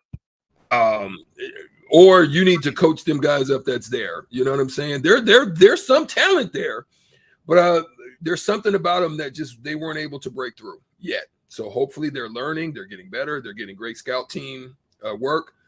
And so there's just pieces I think that you need to add to make this better. I don't think it's like an overhaul situation. I don't see an overhaul. I see there's just some pieces to tweak. There's some tweaking that needs to be done as opposed to an overhaul. So firing him, I don't even think that's in the question. I actually think he's doing a good job. Like they actually played well, and there's things that could have made the difference, but I don't put that on Coach Rule. Not yet. No, Nebraska out Minnesota for essentially 3.5 quarters and then found a way to out Nebraska at the end of the game. And it sucks because it was supposed to be the page turned. We weren't supposed to see this again, and it happened. So I get the disappointment. Don on the Honda of Lincoln hotline, thanks for the call. Couple quick things before we get to our first break of the hour here, Strick. Spotted Cow asked, Gents, is this offense as bad as the 2010 offense? Wait and see. Through one game, it was rough, but that 2010 offense didn't put Nebraska in a good spot. And then this is interesting from Ben. He says, I don't know, guys. I just think we have to do whatever it takes to get the Big Ten to stop scheduling conference opponents as season openers. Here's the thing that's here to stay. It's here to stay. If you're Nebraska and you want to have your brand still be visible, still be relevant, you can't turn down these opportunities, right? It hasn't worked out for Nebraska. Like you brought up yesterday, Strick, Nebraska in August has been bad playing its conference openers there, right? But Nebraska is not the only team playing a conference opener. Let's just get one at home for the first time in a while. Seems like it's been a long time since Nebraska opened at home. On the road this year, last year technically was a home game for Nebraska, but again, it's played in Ireland, so I don't really count that. 2021, you go on the road to Illinois. Things go sideways from the jump. 2020, you open the season on the road at Ohio State in the COVID year. So the last 4 years, you've opened with conference opponents. You've also opened on the road. I'm in total agreement, right? DeMornay was on the pregame show, right? And he said, yeah, you absolutely want your non-conference. Give yourself a chance to figure out who you are before you get into the games that mean the most for what your realistic goals are. And I totally get it. But it's not going away. And if you're in Nebraska, you just have to accept that challenge. And if, your brand is taking a hit, you have to take these national TV opportunities with more eyes on you instead of getting buried on a second or third tier channel with a lot of, top tier SEC, Big 12, other Big 10 games going on. I agree. You just gotta step up, step up and make it happen. And they had an opportunity. They had a great chance. I think they still showed well. If I'm a young defensive player and I like to run around a little bit, I like what I saw at Nebraska defense. I could be excited about hearing and fielding a call from what they were able to accomplish. If I'm a quarterback, I'm looking at Nebraska like, shoot, I need to get there. If I'm a receiver, I can go in and start right now. Like that's where if I could go back, I'd be like, man, I'm on my way. You know what I'm saying? I'm trying to come in right now. But there's some things that need to be done, though, definitely. Yep. Mississippi Mud Dog, good catch. Yeah, it was the 2009 offense was probably the better example than the 2010 offense. The 2009 defense was insane. Best scoring defense in the country. that the offense just put in one too many bad positions. He's Eric Strickland. I'm Austin Norman. This is On the Block. Plenty more to get to here in hour 2 of the show. Any other Husker thoughts you have about the loss to Minnesota? Offense, defense, special teams, coaching, game planning, anything that's on your mind, let us know. We'll get to it as we continue On the Block. At first, I was really nervous and intimidated to buy a ring. I wasn't sure what I was getting into. My experience at Starter Heyman was very easy. I felt like I walked out of Starter Heyman with the ring that was going to make her go wow and say yes. I love my ring. It is so beautiful. I absolutely love my ring. I get compliments on it all the time. I always tell them Starter Heyman. Yeah, we would definitely recommend Starter Heyman. Yeah, it was great. We're definitely coming back. Sauter Heyman Jewelers, Lincoln and Grand Island. SauterHeyman.com. Ironhide Construction has an immediate opening for an administrative assistant in their Lincoln office. The ideal candidate will have experience performing a variety of general office, administrative, and clerical duties. If you have excellent communication, interpersonal, and organizational skills, and are the type of person who enjoys keeping track of all the fine details, then this job is for you. Learn more online at ironhideconstruction.com/careers. Ironhide Construction. Quality buildings and genuine service at a reasonable price. Integrated Life Choices has been inspiring opportunities for individuals with disabilities for more than 15 years in Lincoln and across Nebraska by offering a number of services. From group homes to independent living resources and job training, you'll find the support that allows people to live fulfilling lives. They're also hiring. If you're looking for a rewarding career supporting people with developmental disabilities, you can check out open positions along with learning more about services at ilc.net. Integrated Life Choices. Gray Diesel and Equipment Services is hiring and seeking motivated applicants. Gray offers a second-to-none benefit package that includes health, dental, vision, 401k, paid vacation, and paid holidays. They offer great pay and tuition reimbursement or a tool purchase program for qualified candidates. It's a fun, friendly team with lots of variety and work assignments, so there's something for everybody. View and apply for their job openings today at grayusa.com. Visit them in person just off I-80 and North 56th Street. Come be a part of the Gray difference. Hi, Sean Callahan here for Koppel Chevrolet GMC, and Bob just wanted to say thank you for a record-setting July here at Koppel. The summer sales event continues in August, and the incentives are crazy good. Check this out. We got 0.9% financing along with a $2,500 trade-in rebate on select new models. You heard right. 0.9% financing has been extended along with a trade-in rebate. Also, our GM-certified used inventory is filling up fast, so make that money-saving drive to Koppel. It's just south of the interstate, or shop online at koppelcars.com. You'll be glad you did. All deals with roof credit. My dream was to work in commercial banking, but it required a college degree and I didn't have one. I found out that Doane had classes for adult learners on the Lincoln campus and online. So I earned my bachelor's degree, and 5 months later, I landed my dream job. I decided to continue my education, and now I'm working on my MBA at Doane. For me, the Doane experience has been life-changing.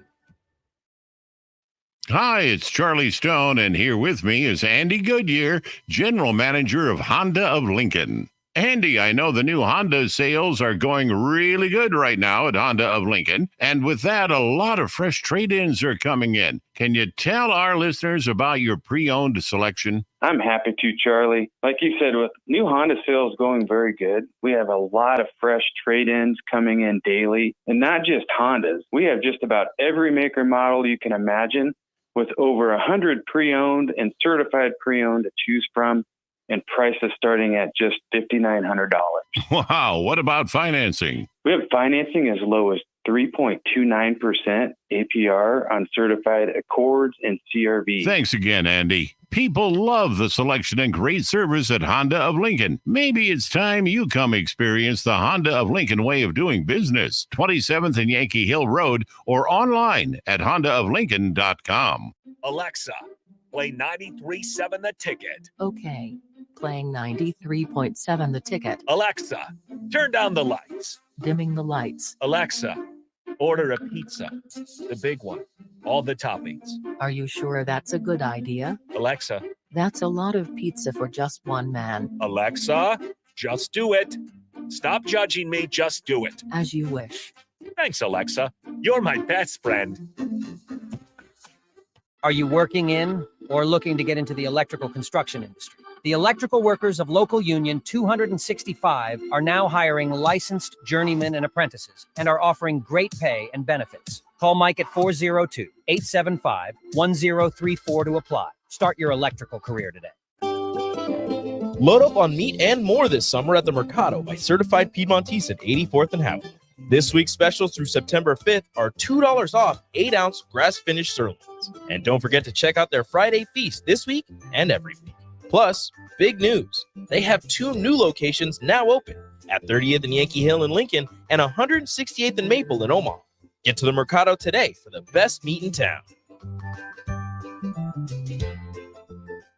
Problem gambling can destroy an individual's finances, relationships, physical, and mental health. If you or a loved one are struggling with addiction, contact Choices Treatment Center's 24-hour helpline at 402-476-2300. That's 402-476-2300. The Butchery by Venue is Lincoln's premier specialty grocers. Take the quality of Venue home with you with our hand-cut steaks, handcrafted burgers, and locally sourced offerings. Browse our wide selection of specialty products designed to enhance your dining experiences with cheeses, spices, sauces, and more. We also have an exclusive collection of liquors, whiskeys, and bourbons at prices you're sure to love. Stop in to the Butchery by Venue today, located in our Venue at Home storefront at 70th and Pioneers, just 2 doors down from Venue Restaurant and Lounge.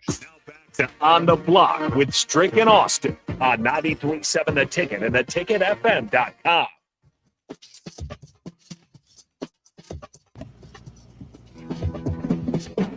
Welcome back on the block. He's Strick and Austin Orman here. It is the aftermath. The conversation of the day has been Husker football coming up short 13-10 last night in Minnesota against the Gophers. And joining us on the Honda of Lincoln VIP. The Allo VIP line. Mo, thank you. That's why you're a good partner. The Allo VIP line is Clester Johnson, 2-time national champion, who also had his eyes on the game last night. Clester Johnson, first of all, thanks for joining us on the block today, man. What was your initial thoughts on what you saw? And then we'll dig into the weeds and the details as we move on through this segment. First of all, it was an absolute pleasure. It's an absolute pleasure for you guys to have me on. You could have anybody in the world on, and you chose to have me. So I appreciate that, number one. No doubt. Listen, I know that there are a lot of people out there disappointed, and a lot of people want to say same old song. But I'm here to tell you, I had a totally different feeling when I was watching that game last night. It did not feel like the past, and I really feel like we're on track to be where we are going. Now, here's the encouraging thing for me, Strick. I thought Minnesota might, I just thought they were the stronger team, 9-4, quarterback back. I thought that the game might not have been that close, but I'm going to tell you what, everybody saw Nebraska had a chance to win that game and probably should have won that game. But when we did the breakdown of their schedule, I had Nebraska losing their first 2. So right now, I mean, it's going where I thought. I wanted to see that team be very competitive with an opportunity to win, and they did.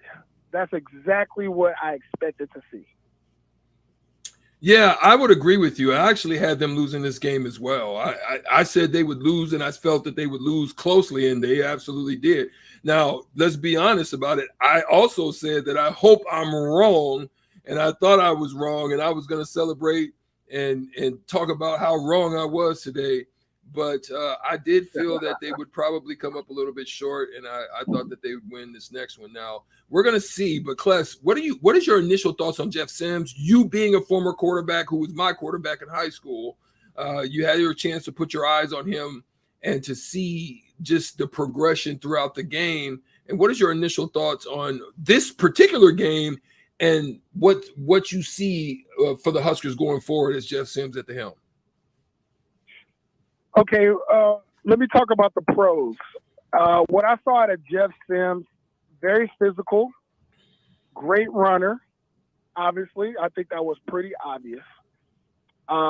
He seemed to be able to, take a beating. He was sacked a few times, got right back up, but he ran very hard. Where I would like to see some improvement, obviously, is awareness, QB awareness. When you look at the great quarterbacks who have a very high completion percentage and a very low INT rate, they just have a great awareness for when to throw the ball, when not to throw the ball, like when to eat it, when to throw it. Know the coverages very well. They can anticipate where defenders might be going. And I just really feel like watching him last night, he has very low QB awareness. If there was a rating on that, I just felt like he really needs a lot of improvement on that. Like if you're on the 1-inch line, and that's just not a place where you throw interception. That is the very worst case scenario, is to throw that ball. You have to be 100% certain and sure that man is wide open and there's no possibilities around him. And that wasn't the case. I think we all saw that. The very last one, again, when he threw that ball, it was very crowded, and he was under duress. That's just not a ball you throw. You don't throw that. Yeah. Cluster, I want to stick with Jeff Sims for a second here, too, especially with running the ball. Nebraskans are used to seeing quarterbacks at least involved in the run game, especially as you think back to your teams and before with the option game. But it seems like Nebraska is putting more hits on its quarterback than the guys seemed used to take in the 80s and 90s, right? It seems like the running backs and the wing backs would do a lot of the work, but now it's just quarterback follow these lead blockers. Is this a sustainable way to run the quarterback like we saw with 19 carries from Jeff Sims last night? Well, I think it's sustainable because we had a quarterback, Tommy Frazier, who ran the ball quite a bit. It's just about your physicality. It's about your mindset. It's about your strength. It's about durability. And I believe that Jeff could have that. I saw that in him last night. I mean, he's a pretty big guy. I mean, he's 6'4", 225. Like, he's a big guy. Now, I don't encourage you to take hits when you don't have to.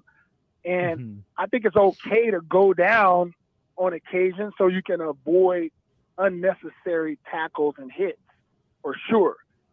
I do believe that they can run that quarterback. I mean, you've seen success in college football with that. I mean, we can go back and talk about, we can talk about Tim Tebow. We can even talk about Johnny Manziel. I mean, Johnny Manziel ran for 1,400 yards, right? That wasn't too long ago. As long as the play design is efficient and he's smart about his runs, it can be sustainable. I just feel like for him, his quarterback awareness on his progressions on throwing the ball has to get better. And where it could get better is honestly, back in the 90s with Tommy Frazier, there was probably a first read, maybe second read, right? First read, maybe second read. And if it ain't there, baby, listen, it's either dumping it off maybe to a quarterback or to a running back, or you just going to run the ball. They need to make it very, very simple for him, where he's not sitting back there trying to go through a progression, because he ain't that ain't him. That ain't him. He ain't him. No, he's not that kind of quarterback. He just isn't. I mean, even before he came to Nebraska, I think he had a high INT rate. Yeah. And, you are who you are. I mean, I just don't know if that's something you can improve on, again, unless it's a 1, maybe 2 play progression. One more question before we move over into the defensive side of things. There's some people on the streamline that are throwing some things out there. Now, I have this question that I'm going to make specific.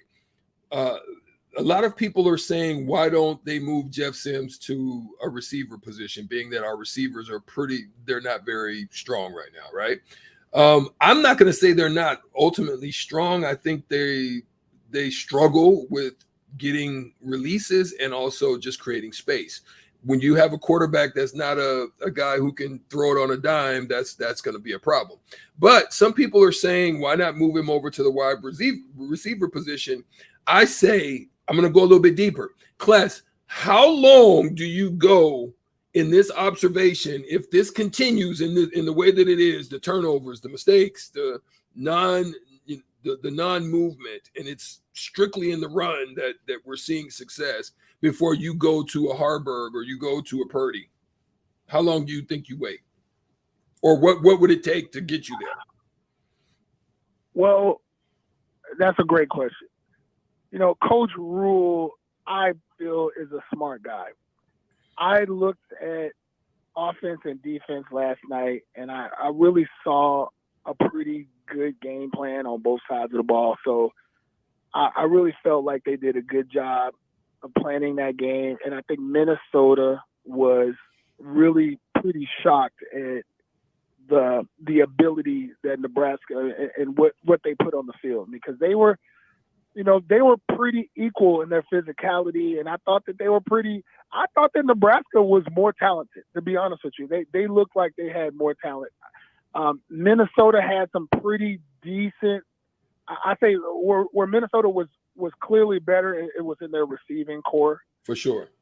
But defensively, I thought they matched up very well across the board. I think Coach Rule, he needs to, where you saw Harburg do a few things, I think you may need to flip the script and do some of that where you can give him a few series here and there, and just kind of get him used to the flow of the game and just kind of see what his decision-making would be like. Mm-hmm. He has to do it, because I think you will continue to see some of these unnecessary turnovers, because like Strick, when we were talking last night, you can just kind of tell that's just who he is. That's just who he is as a quarterback.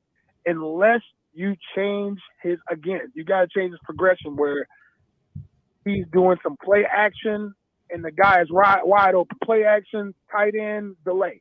Play action, 10 and stops. Play action, deep post.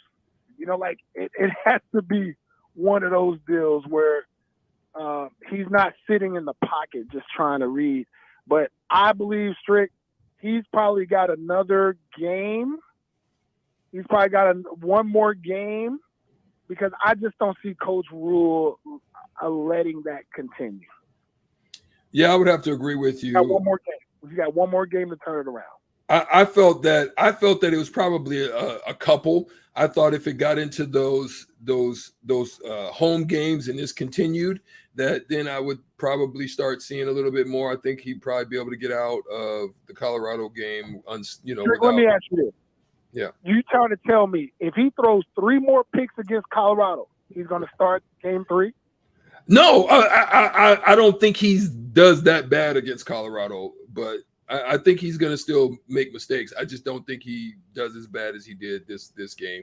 It's first game jitters. No, I don't think he makes it. I don't think he makes it to game 3 against Colorado. No. Will he start game 3? I don't think he makes it to game 3 if that happens. No. So that's what I'm saying. What I'm saying is if he has another game like this back to back, I think they definitely make a switch. Yeah. If he shows some competitiveness against Colorado and he isn't making the same mistakes, I think maybe they'll stick with him for a little bit. Turn it to the defensive side, Class. What on the defensive side of things that impressed you, surprised you, or gave you a little bit of excitement for what's going on that side of the ball? I did like Luke Reimer. I really felt like he stood out. I thought he did a pretty good job. Their defensive backfield I thought they did a pretty good job. I don't know who that number 12 is. I can't think of his name. Omar Brown. Listen, impressive. The strong safety, I want to say, is he number 9 or number 8? Yeah, Singleton, number 8. Loved him. Like I know they were supposed to maybe be a PI against him one time, but overall, I thought they held their own. Now, it's extremely tough to cover a post corner on like the 2-3 yard line. Like that's just real. I'm telling you, that is really hard to do. So I don't really pause. I got pushed back immediately. I got pushed back, class, immediately on you on that one. I'm not gonna knock it. No, here's why I knock it. Your outside leverage. I'm just gonna show you what I saw. Your outside leverage. I know what you're gonna say. Go ahead. Your outside leverage. You had a linebacker dropped into the slot zone. Into the slant zone, and you had another receiver that was just to your right, about 2 yards. There's no way you give up a zag in that situation. You let him take it. You crowd that zone and let that drop guy make Caligmanis have to throw a dime before to beat you, as opposed to giving up that outside. That's just me as listen, let me tell you something, Strick. Easier said than done.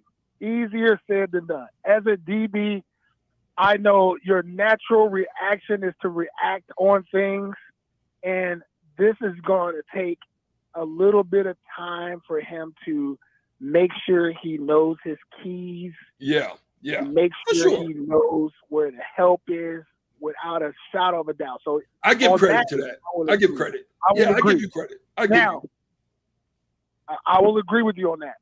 But I'm just saying the totality. Overall, for most of the game, I with the exception of that play, I thought they held their own. I thought they did pretty good. I thought the D-line, I didn't like the targeting where the D-line got thrown out. Like that, they do. I feel like they need to go and reevaluate that in college football. Like, guys don't need to get thrown out for that. I mean, that was crazy. It was a face mask. It wasn't even the crown of the helmet. That was crazy. Yeah. Yeah, I just think overall it cheapens the game, and obviously it hurts more when it's your team and it's one of your better players. That hurts. But overall, I did not think that their line overwhelmed our line, and the offensive line definitely probably needs if one of the things that need to be improved a little bit more is probably the O-line. The O-line is the only place I saw some real weakness. But the D-line, linebackers, DBs, overall, I mean, I'd give them a B. I give them at least a B, which is good. That's good. Okay. They gave Nebraska a chance to win. They gave them a chance to win. They held them to 3 points for most of the game. Yeah. It was the 2 turnovers that put them in great field position. Yeah. Minnesota in great field position is really what gave them the opportunity to win the game. Absolutely. Great stuff out of Clester Johnson, 2-time national champion. Thanks you for joining us on the block for your perspective on the game on last night. We really appreciate it. Yes, sir. You all have a good one. There he is, Clester Johnson joining us. We're going to get out of here, get to a short crossover or a long crossover. I'm sure they'll have some things to say.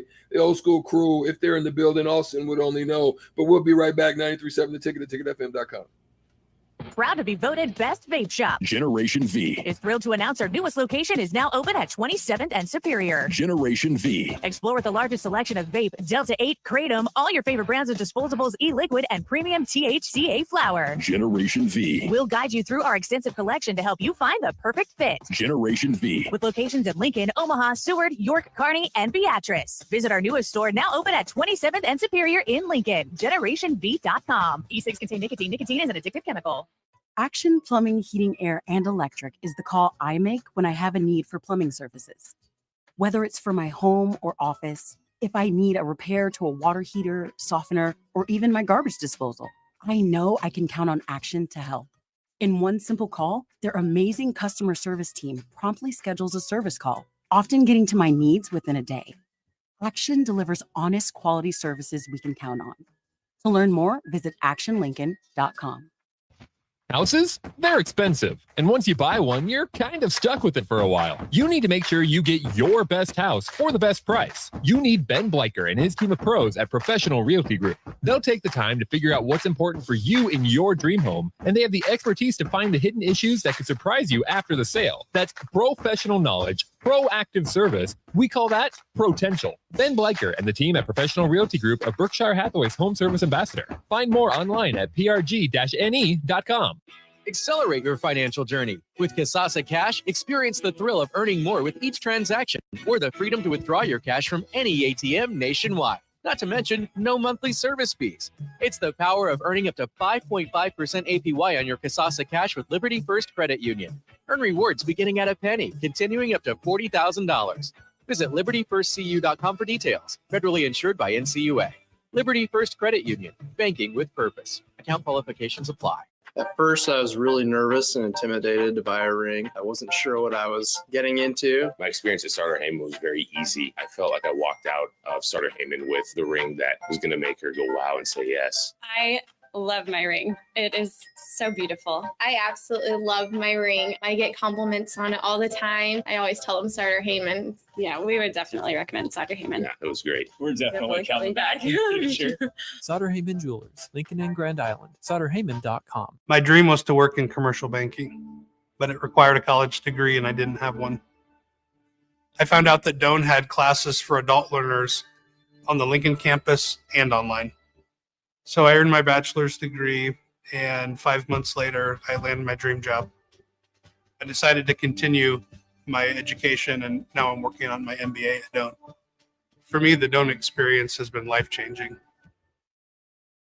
Big box stores are tempting for buying equipment for your high schooler in sports or for yourself in your sports leisures. But buying new is awfully expensive. Why not go somewhere with new and used options? Play It Again Sports is quality, slightly to gently used equipment, and 50% of their inventory is actually new equipment. And it's more than baseball, softball, and golf. They also have equipment for disc golf, fitness, hockey, and more. Plus, they're always buying products. Bring your gear you're done with and get trade money on the spot. Play It Again Sports at 48th and Vine. You've worked hard all year, sweating, building, providing. Labor Day is your day. Schaefer celebrates you this Labor Day. With the season kicking off, a new Samsung, LG, or Sony TV is just what you deserve. Top that off with up to $900 in savings on a new Serta mattress, and you will be all set for a winning combination. Schaefer's, local and family owned since 1946. You've driven by GE Landscape Supply countless times, likely without even knowing, at 6701 Cornhusker Highway. Now it's time to stop in. GE Landscape Supply sells to homeowners and contractors with a vast selection of landscaping and construction materials. They sell in bulk to save you money, and you can buy anything from a 5-gallon bucket to a semi-load. And don't forget, they deliver anywhere. Stop by 6701 Cornhusker Highway from 7 a.m. to 6 p.m. Monday to Friday, and 7 a.m. to 4 p.m. on Saturdays. Go to GELandscapesupply.com for more info or call 402-467-1627. If you want to make new floor shopping easier, come to Oak Street Carpet. Hi, I'm Steve Carper. Our flooring professionals can help you choose the best flooring for you, your family, and your budget. We eliminate the confusion. Even better, you'll be enjoying your new flooring much sooner. No 6 or 8 week waits. We'll install right away and save you money on installation. Floor shopping made easy every day at O Street Carpet. O Street Carpet. 1732 O Street. Family owned and operated. Always the best value. On the block with Strick and Austin. Do we need to rename him Jedi McCarthy? Oh, yeah, that would be funny. Yeah, he kind of looks like Luke Skywalker. Is Jim Harbaugh his Yoda or his Obi-Wan? Probably Obi-Wan. JJ McCarthy, find your Yoda. That's what you have to do to have a successful season and be a first-round quarterback next year. Weekdays from 2 to 4 on 93.7 The Ticket and theticketfm.com. H&H Roofing, established in 2015, is proud to serve the local area, which includes the tri-state area in Nebraska, Iowa, and South Dakota. H&H Roofing has a professional team that are licensed and bonded, GAF Master Certified installers, and an insurance-preferred contractor that will work directly with your insurance company. Also a leading roofer, siding, and gutter specialist. H&H Roofing will service all residential, commercial, and agricultural needs. Go to hnhroofs.com for more information or call 402-359-2546. This is Lincoln's home for sports talk on the FM dial. The home of Kansas City Royals baseball. KNTK FM Firth, 93.7 The Ticket. On the block with Strick and Austin on 93.7 The Ticket and theticketfm.com. Right, Strick and Austin with you, joined by Jay Foreman. We'll go short here in this crossover. Jay's got a football game to call later tonight, and plenty of Husker football thoughts to get off your chest, I'm sure. Yeah, I mean, there's a lot there, man, and it was a decent effort, but it comes down to a few players, and I think that what people don't understand is like and this is not making excuses for last night, but the realistic is you're trying to undo 4 years of something totally different. So even if there's some things that they did right, and there's some coaches that were good and players that were good, obviously. But what you're doing is somebody's trying to come in and do something so drastically different and turn it around. And I don't necessarily think that had anything to do with last night. I just think that you saw some glaring weaknesses, that you have 3 extra days, give or take, at least two work days, right? Yeah. That you better get on, because if you continue to play like that, number one, you shouldn't be playing. Okay, let's just be brutally honest. And number two, if I'm an older kid, I'm gonna put you on notice, because I mean, look, the work they put in, and I want to ask you about this, Strick, being in, obviously college and obviously the NBA and professional sports in general, even baseball from a very young age. If you had a teammate that needs to pull their weight, how soon or how late or how long do you wait until you put them on notice? Because I think that's part of the process. And especially if you put in everything you need to into it, you need somebody else to do everything on and off the field to a higher capacity. How long do you wait till you put them on what we used to call notice? Well, it's best that you do it right away, but it just depends on kind of how it's orchestrated. If it's somebody on the same level, same plane as you, there's a subtlety about ways you can do it. You can do it in a constructive way of like saying, look, man, we understand that, damn, it was a bad day, man. We all go through it. You can do it in an encouraging way initially, right? But then you hope that the coaches address it and can deal with it. And then after that, you're looking at, in basketball, you're probably looking at a 5-game stretch, because you have to see it in a consistency. In football, you don't have that kind of time. So you're looking at probably 3 to 4 games, you know what I'm saying, before you would have to do that. So that's kind of, if you're starting to see those consistencies, then if you don't see the coaches addressing it, then look, man, hey, look, I'm out here busting my butt. We all busting our butt, bro. We need you to step up. Now, then there's an internal conversation that would probably ensue. Right. Yeah. I mean, it's not, I think it's not DEFCON 1. No, that's the word. No. That's when you got to really, push the red button. It's definitely DEFCON 4 right now. Rapidly, increasing or decreasing. Move from green to yellow. Yeah, we definitely in that reddish yellow, that brown. So Kenny Loggins, we're in that Kenny Loggins, that danger zone. Yeah, we're in that danger. Yeah, I like that one. We're in the danger zone, and so, but I think that these are fixable problems. I just hated to see the little things. You get down to the half-yard line, your false start. At that point in time, really, I can't speak for anybody, but like you can't be playing so scared enough that you jump and overreact, right? Mm-hmm. That means you're not playing aggressive. You're playing borderline scared. There's nothing to be scared of. You played against these dudes. You've actually moved the ball. Everybody wants to bang on. Yeah, you're so scared you can't even dribble the ball up court. Like right. This guy, like you a point guard and making your center forward handle it full court, set the offense, do pick and roll, both reject and do another pick and roll, and then hit an open three, all while you're just running up the court chilling, catching your breath. That's exactly the analogy that it is. Do your job, right? Do your job simply. If you're the table setter, set the table. If you're supposed to be a left guard or whatever, and you shouldn't be jumping off, so you don't need to be off. You got a quarterback that's 6'4", 220 some pounds. You've shown the ability to what we used to call it, mush quarterback sneak, like kind of Tom Brady. It's actually on the quarterback actually to really find it where to go. If you got penetration on the right side, then you go left. If you got penetration in both A gaps, well then guess what? You go to B gap. That's if you watch Tom Brady, he always. I mean, I think he's only been stopped once I've ever seen, and that's how you run it. And so penetration, and that doesn't mean just let him go in there.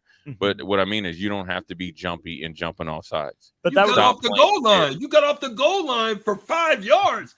Right. You're right, Jay. You was at the inch line or the just half fall inch line. forward. You literally could snap the ball, jump over, and bring it back.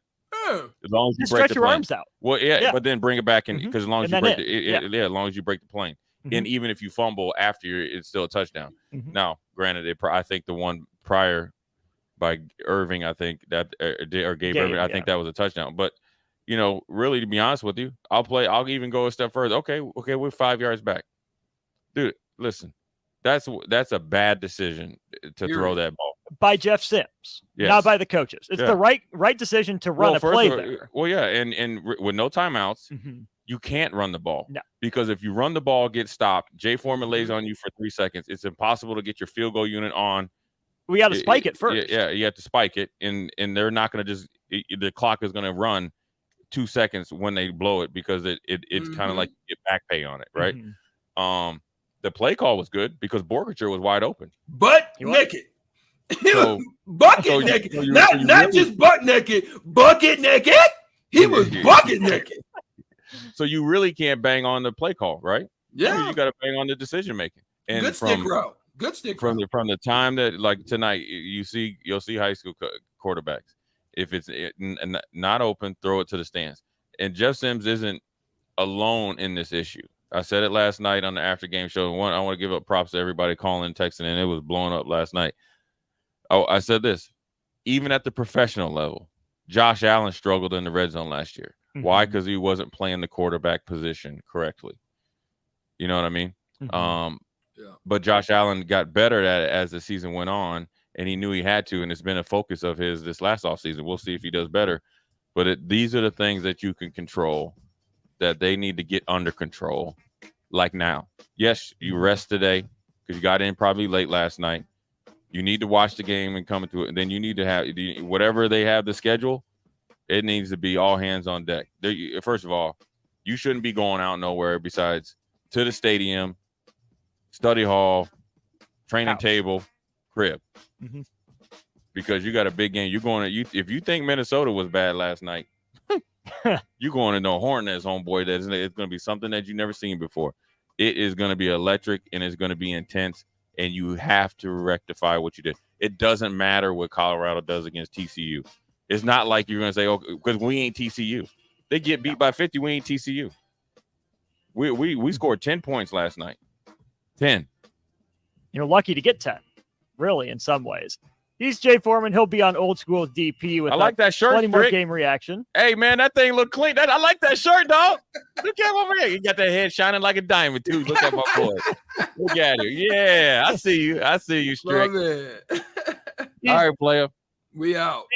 He's Strick. I'm Austin. It's been a great week of On the Block. Have yourselves a good weekend, but stay tuned for Old School next. At Fairway Meat Market, your family. And as part of the family, they want to save you money on your meat and groceries. This week, they have your tailgate and holiday barbecue needs. Enjoy all natural whole pork butt for just $1.69 per pound. USDA choice whole brisket for $3.99 per pound. And 30 packs of Busch Light for only $15.88 when you buy $4.01 in fresh meat. That's all at Fairway Meat Market in the Rockledge Square Shopping Center just south of 84th and Van Dorn in Lincoln.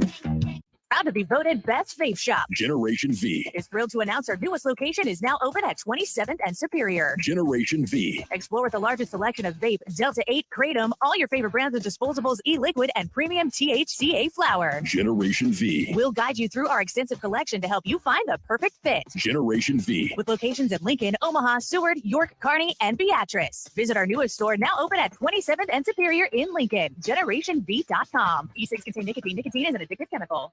When you think of places with tons of great beer selections and amazing food menu in Omaha, the conversation should start and end with Berschen Beer Garden in Benson. With more than 30 beers on tap, including several German options, you're sure to find something you like. And don't forget their Nashville hot chicken sandwich or any of their delicious hamburgers. Start off with the warm house-made pretzels and you're on to a great day at Berschen Beer Garden in the heart of Benson in Omaha. Integrated Life Choices has been inspiring opportunities for individuals with disabilities for more than 15 years in Lincoln and across Nebraska by offering a number of services. From group homes to independent living resources and job training, you'll find the support that allows people to live fulfilling lives. They're also hiring. If you're looking for a rewarding career supporting people with developmental disabilities, you can check out open positions along with learning more about services at ilc.net. Integrated Life Choices. Summer is winding down, but there's no reason to put your golf clubs away. Double Eagle Golf makes golf leagues and events possible year-round. Sign up today for 9-hole leagues this fall, any day from Monday to Friday, starting on September 25th. Check out their deals on monthly memberships and schedule your Husker watch parties, birthday or bachelor parties, corporate and team outings, or just a good old Saturday with the boys. That's all at Double Eagle Golf inside the Kinetic Sports Complex on West O Street. Call today at 402-742-0140. Okay, it's time to sell the house. How do we even begin to choose from the hundreds of realtors in town? Easy. We make a pros list. You mean a pros and cons list? No, just a pros list. We need someone with pro photography to showcase the house in the best possible way, pro marketing to make sure we get maximum exposure, pro negotiations so we know we get the best price. This is one of those times where you already know the right answer, isn't it? You know it is. Ben Bleicher and Professional Realty Group. Contact Ben Bleicher and the team at Professional Realty Group of Berkshire Hathaway's Home Services Ambassador. Online at prg-ne.com. Repeat after me. I will not touch